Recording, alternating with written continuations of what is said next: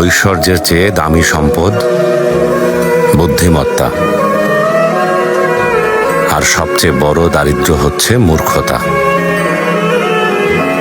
নিরর্থক ভয় পাওয়া হচ্ছে সবচেয়ে বড় দুর্বলতা, আর সবচেয়ে অধিক মূল্যবান বিষয় হৃদয়বান হওয়া। শোনো, বোকার সাথে বন্ধুত্ব করতে যাবে না। সে তোমার উপকার করার চাইতে ক্ষতি করবে বেশি।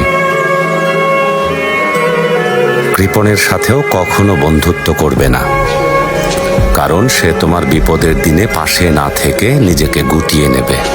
সাবধান, কোনো পরনিন্দাকারীকেও নিজের বন্ধু বানিও না, কারণ সে নিজের প্রয়োজনে তোমাকে ব্যবহার করবে। আর সেই সাথে মিথ্যাবাদীর সাথেও কখনো বন্ধুত্ব গড়ে তুলবে না, কারণ সে মরীচিকার মতো দূরের স্বপ্নে বিভোর করে কাছের জিনিসগুলোকে দূরে সরিয়ে দেবে।